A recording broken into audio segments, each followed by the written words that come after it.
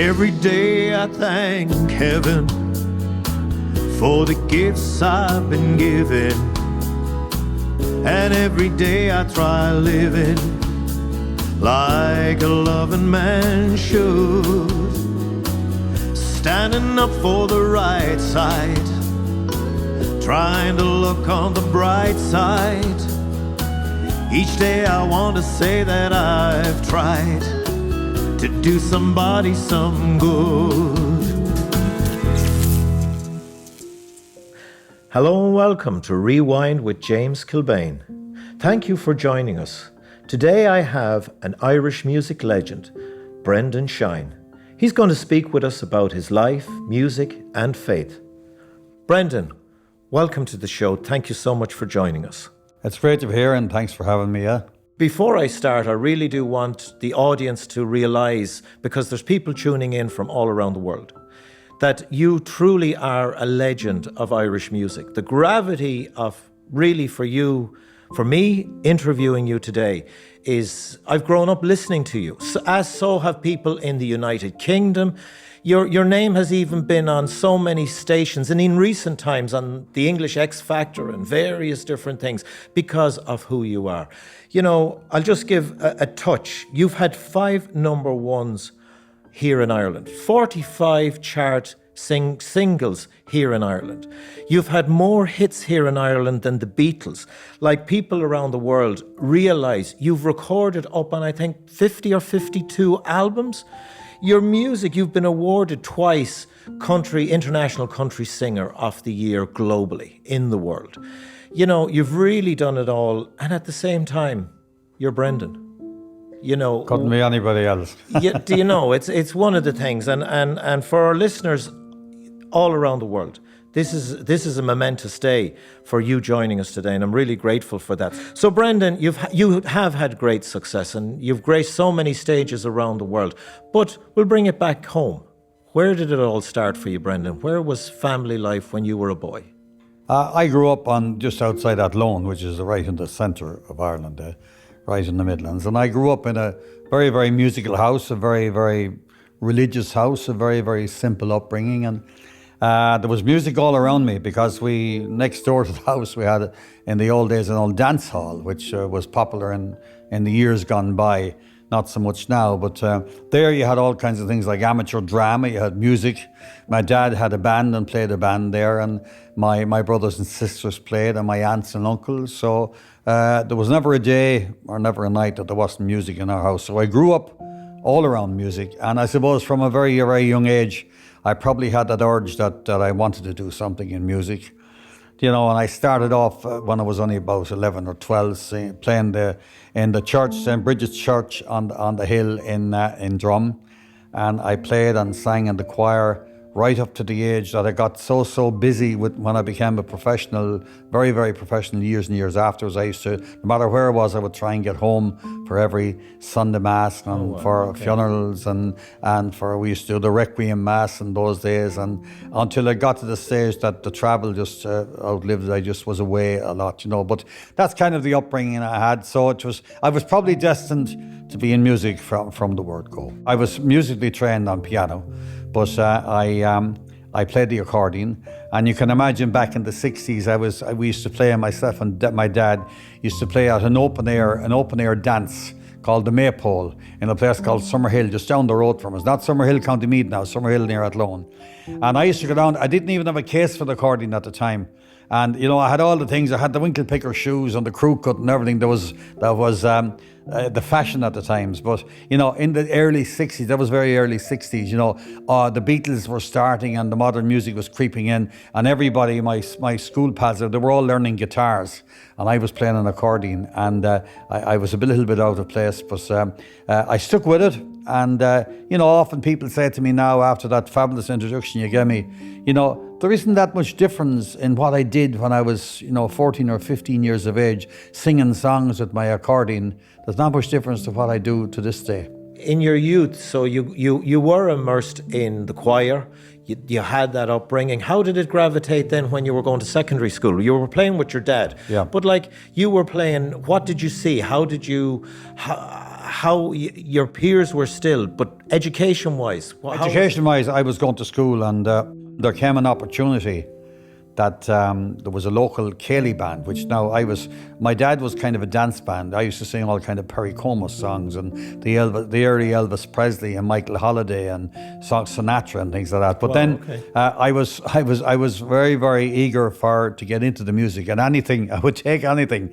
And I was singing with a Cayley band. And now to explain to your viewers all over the world, a Cayley band is an Irish traditional band that played mainly not pop music, not country music, mainly Irish music, traditional Irish music. Dance to. Yeah, and I was singing kind of part-time with them, and they had the lead singer was on the point of maybe giving it up, or he wanted to, and I was anxious to get the call. So the call did come one day. The man that owned the band knocked on the window at the school where I was, and he said, "Could I see you for a minute?" And I went out, and he said, "We're going on tour to England, and the lead singer is after calling off, and I need somebody to go."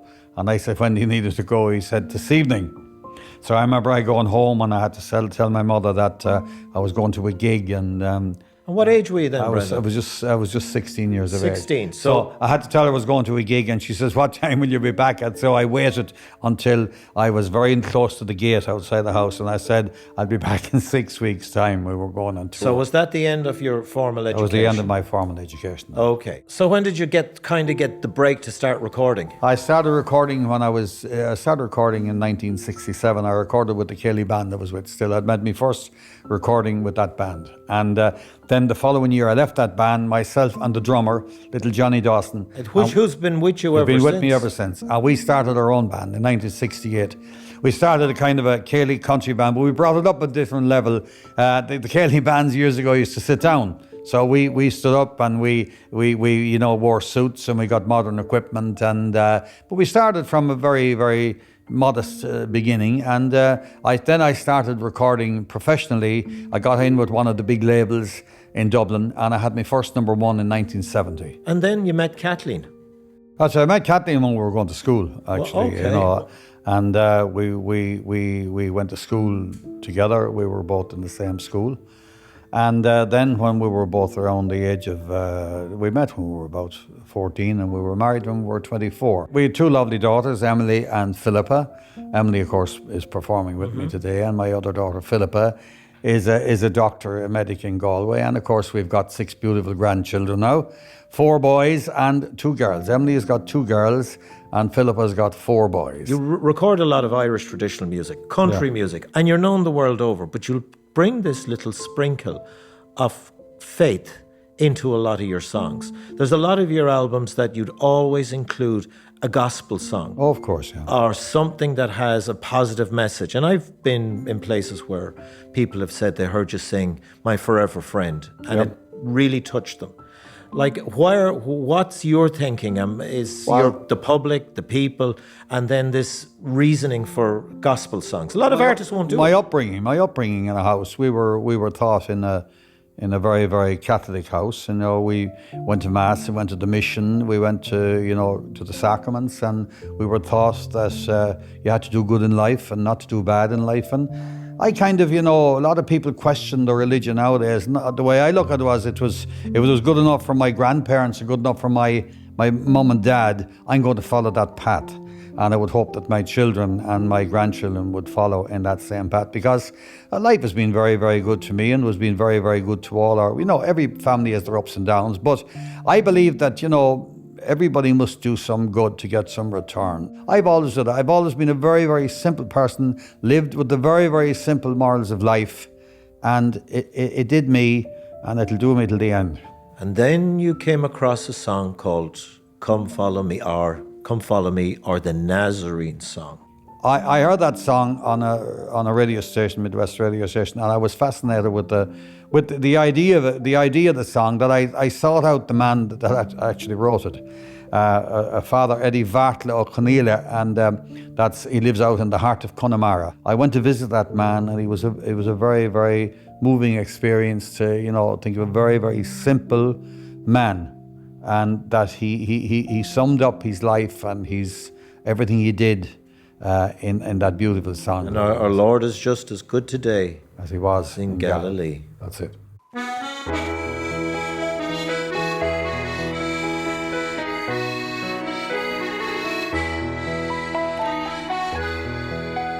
I am a Connemara man. I was born to be free. I love the beauty of the land and the magic of the sea. I heard the stories of great men who sailed the seven seas, and I learned the lore of an ancient folk and their love for the Nazarene. A hunter on the mountainside, a trapper on the sea. I love the chase, see the mountain hare throw a hound with ease. The Pukon sails to raise the spray, bringing bounty from the deep.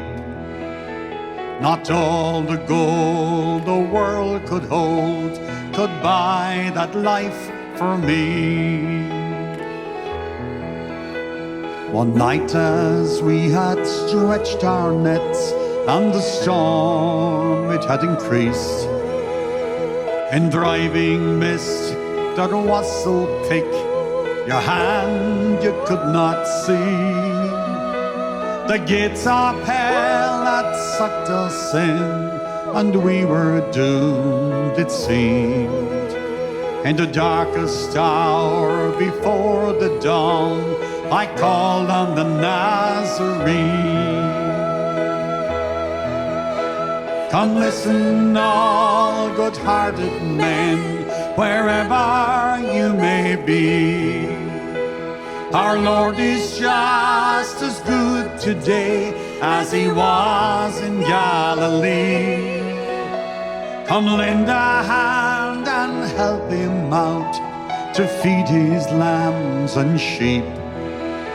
You'll have everlasting happiness in the home of the Nazarene. There came a day, it blew a gale, no boat could go to sea. I sat me down and a train of thought came rushing back to me. My brave old mates with whom I've sailed on harvests in the deep had sailed away to the great beyond and are now with the Nazarene. Now all has changed, but the past was pain. I've reared my family. My loving wife and our little child are sleeping their last long sleep on my native shore where the wild waves roar. I scan the glistening sea. I haul my boat upon the shore and I follow the Nazarene. Come listen, all good-hearted men, wherever you may be. Our Lord is just as good today as he was in Galilee. Come lend a hand and help him out to feed his lambs and sheep. You'll have everlasting happiness in the home of the Nazarene. You'll have everlasting happiness in the home of the Nazarene.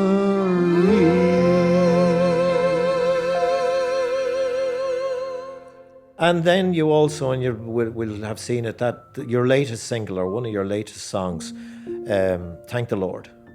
Yeah, Thank the Lord is a song that I put together with a late good friend of mine called Mick Shag Connors, who was an Englishman, an English countryman, and Not very religious man at all, he wasn't, but we always had them kind of morals. And I come from a little parish called Drum, and there's a little church on the hill.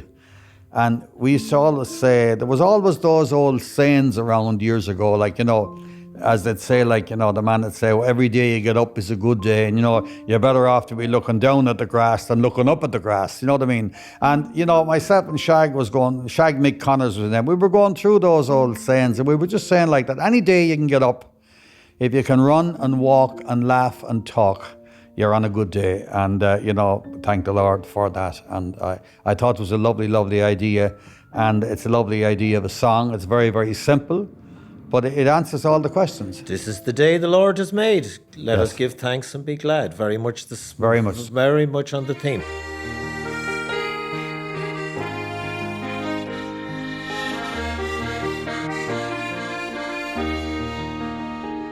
There's a little church upon a hill where I go since I was a boy.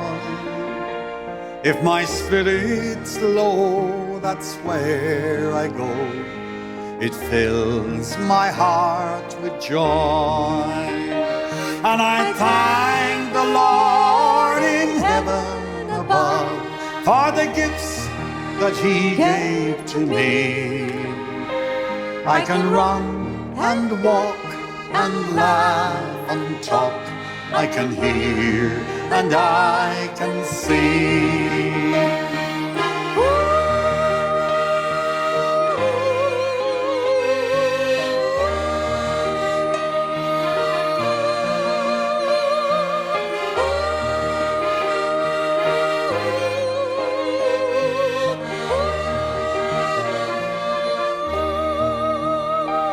There are times in life when things go wrong and nothing seems to be right.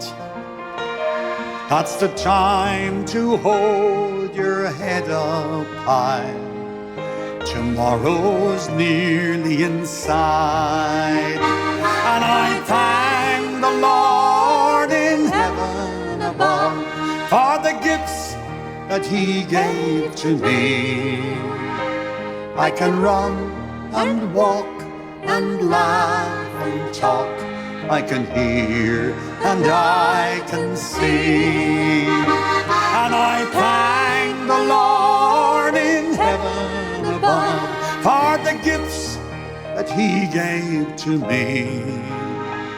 I can run and walk and laugh and talk. I can hear and I can see. I can run and walk and laugh and talk. I can hear and I can see. Now, there's young and not so young going to be watching this, and they're joining us every week. And a lot of the artists would have different words of advice. Is there any kind of tokens of words that you might have for people to encourage them? Well, anybody that calls themselves a musician should be able to appreciate every kind of music. That's first of all. I always was, my father was a great lover of operatic music. We were from the same town as the great Count John McCormack, who came from Athlone, and my dad cycled 75 miles and back in 1932 to hear John McCormack sing at the Eucharistic Congress in Dublin that time. Cycled up and cycled back the one day. And I said, was it for the prayers? And he said, no, it was to hear John McCormack sing in Panis Angelicus, which he sang, and that recording is still available today. All I would be afraid of the musicians of the day, we had to get out there. The only platform we had when I was, 60 years ago or more, was to get up on a stage and entertain people.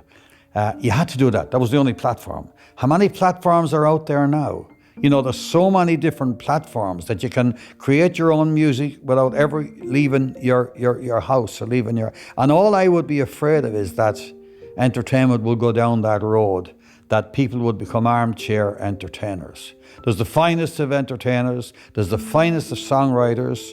They're unbelievable, their qualifications. To sit all day in front of a laptop and create music, and create wonderful music.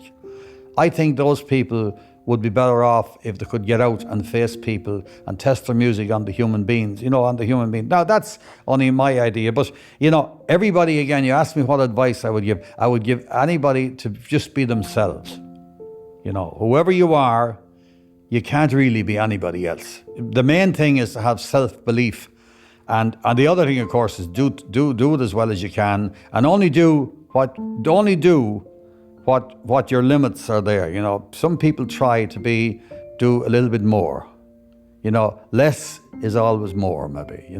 So just do what you're good at, and leave it at that. Okay, but have you had challenging times on the road? And one of the key things, has prayer helped you on the road? Have you prayed? Yeah. Of course I never go on stage without saying a prayer, Even if there's only a small gig, I always say a little prayer because, my mother and father did that. My wife, Kathleen, at home, I'd always say a little prayer, and she'd say, last thing she'd say before I go away is, I'll be saying a prayer for you. You're both yourself and Emily. And likewise, I do the same. There was always an old saying that was said in our house at home when they'd be trying to gather us up at night to say the rosary, and fellas might be playing games or be out kicking ball or something like that, and my grandmother and them would be trying to get us in for the rosary every night. And the saying was, the family that prays together is the family that stays together. And that means that prayer does keep people together. Brendan, before I go, I'd have to say, I think you'll have reached a lot of people today in a very, very positive way. This is something that we're doing on the program. All the artists are being asked what God means to them, and if they would just write one line. And the plan or the hope is that at some stage into the future, when we've done all the interviews, that we'll be able to compose a song around some of the contributions. So, Brendan, I'm just going to pass this over to you. Right. And in a little while, you'll be able to quietly write that in yourself. So take that and we'll do that. It'll be a pleasure, and thanks to you and all your viewers and Shalom World TV. Thanks, James, for having me. Thanks so much. It's been an honor, and I think it's been an honor and a blessing to all our viewers at home. I would believe that a lot of people have learned and taken so much and taken blessing from the work and the words that you've said today. So thanks for joining us. Thank you for having me. To you at home, folks, thank you all for joining us today. And please God, come back soon for the next edition of Rewind with James Kilbane. Until then, God bless you all. Take care. Shalom. Bye for now.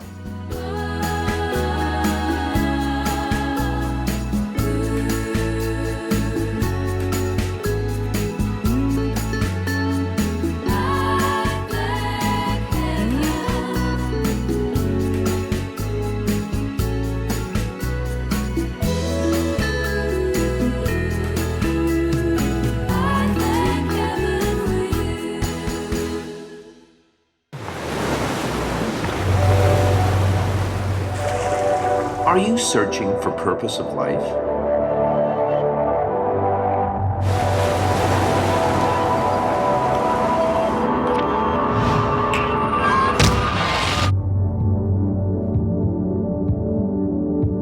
Discover your true identity. Stay tuned to Shalom World.